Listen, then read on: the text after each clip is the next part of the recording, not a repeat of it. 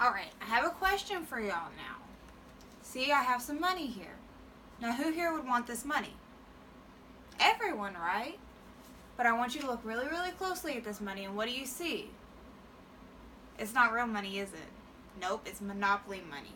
So what would happen if you tried going to a store to buy something? They would say that you're silly, right? Because you can't buy something with fake money. So now I have another question for you. Who would want this money? Everyone, right? That's because it's real. What's the difference between them? How do you know? Monopoly money is little, right? And this money's bigger. They feel different too, and you can see that the color's different. Well, you might wonder what would be a point of looking at the difference of money. Well, there's a thing, as we see, between real and fake. You know, sometimes there's people that'll make fake money and they call it counterfeit money.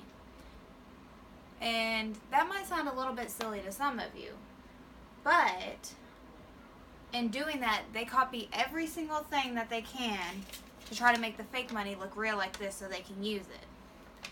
And in the Bible, it says in 1 Samuel 16:7, "But the Lord said to Samuel, do not look on his appearance or on the height of his stature, because I have rejected him. For the Lord sees not as man sees. Man looks on the outward appearance, but the Lord looks on the heart."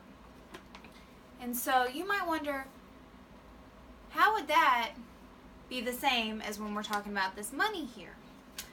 Well, whenever you're going to look to see if money's real or not, if you look and you can hold it up to the light, you can see that there's a little bitty thread in there.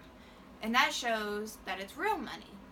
And so on the outside, we see that you can't tell the difference between real money and fake money because they look the same. But when you look at the inside, that's when you can tell the difference.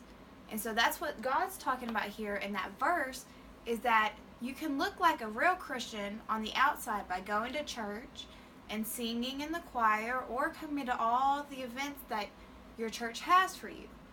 But if you're not really a Christian on the inside and you don't believe in Jesus and you haven't accepted him, then you're not a real Christian.